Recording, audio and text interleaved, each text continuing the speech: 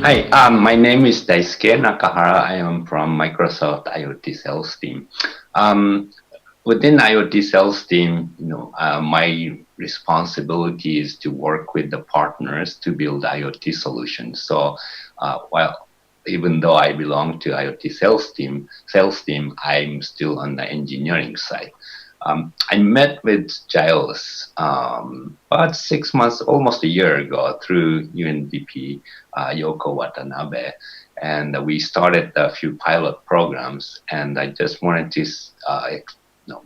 introduce what Microsoft is doing in this space and how technology can help people in St. Lucia. So last 3 to 5 years, IT industry or tech industry has been focusing on IoT. So on the left side of the cycle adaptation life cycle, this is all technology companies, and we've been trying new technologies, new use cases, and how we can make people's life better, so forth.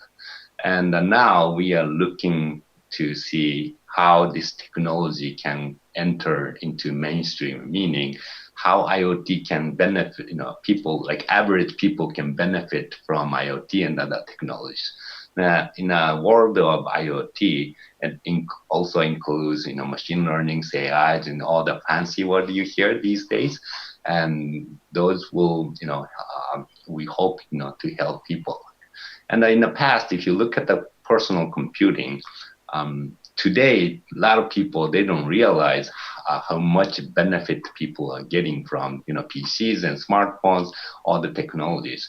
Like about 20, 25 years ago when I started, Microsoft, people are surprised to see like ATM machines or running on Windows, for example. And those days, majority of people, especially senior people, didn't know how to use ATM machines. And they went to the bank, they, met the bank teller and get the cash or put the cash into their account. But now, after 20 years, people know how to use ATM machines. So that's, just one of the examples.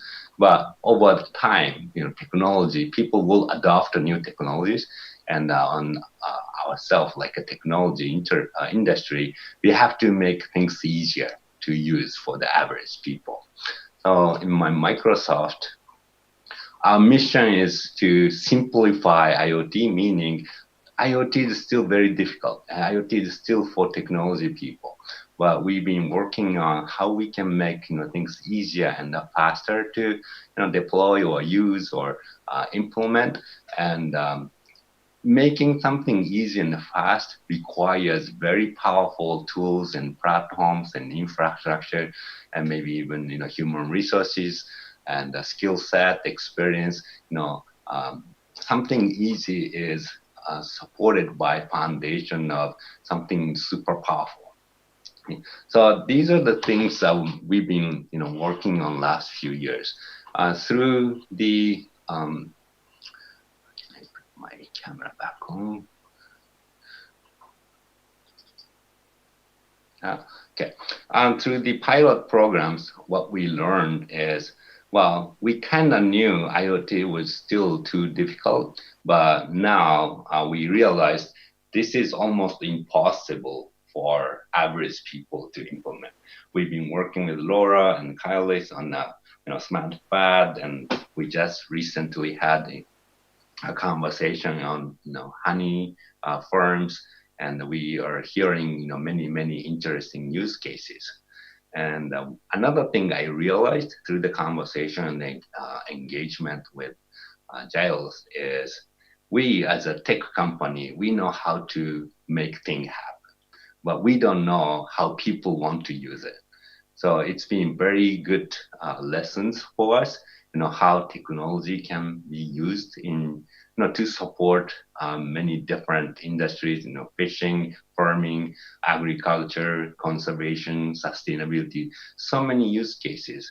The We've been learning through Giles and his team on how technology can support the society.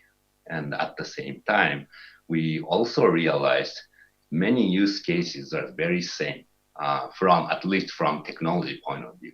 right? So, for example, the solution for the ocean is very similar, fundamentally very similar to a solution for agriculture, because everybody wants to see data and everybody wants to create the value from the data. And same, like 80% of times, same concept applies.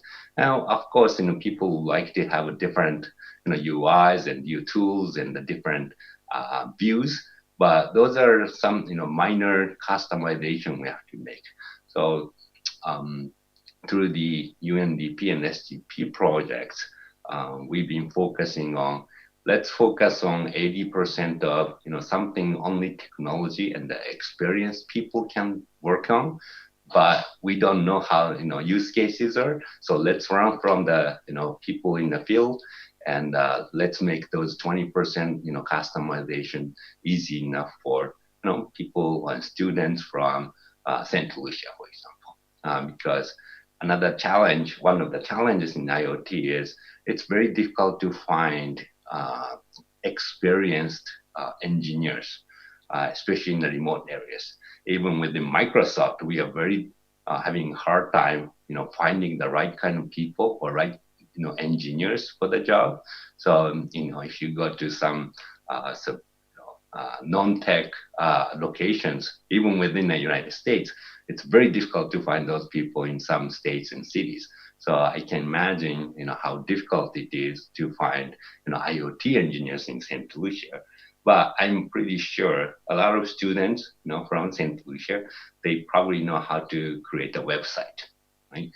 So our kind of mindset has shifted from how we can teach, people in St. Lucia how to use the IoT and the technology to support or help the society, to how we can, contribute by focusing on what we are good at it and have local people to work on the customization, people needs for their requirements and needs.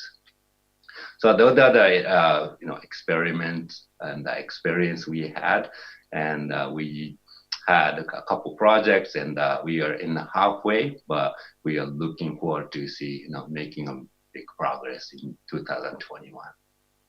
And last but not least, thank you very much for this opportunity to share time with the government, and having listening to people. It's very inspiring, and it would be my pleasure to speak to you.